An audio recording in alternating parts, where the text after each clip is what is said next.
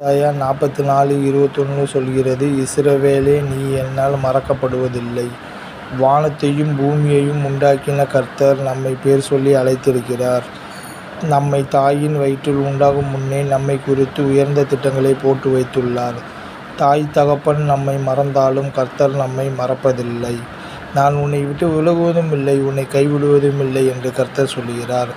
தாவீதை அவன் தகப்பனார் மறந்து, சாமுவேல், மேலும் உனக்கு வேறு மகன் உண்டோ என்று கேட்டபோது தந்தைக்கே தாவீதின் ஞாபகம் அப்பொழுதுதான் வந்தது. அந்த தாவீதை இஸ்ரவேலின் மேல் ராஜாவாக தேவன் ஏற்படுத்தினார். தாவீதை தன் இருதயத்துக்கு ஏற்றவன் என்று கூறினார். நம்மையும் எல்லாரை காட்டிலும் உயர்ந்த ஸ்தானத்தில் தேவன் உயர்த்த வல்லவராயிருக்கிறார். நாமும் தேவனுடைய இருதயத்திற்கு ஏற்றாற்போல் நடந்து கொள்வோம். தேவனை மகிமைப்படுத்துவோம். ஆமேன்.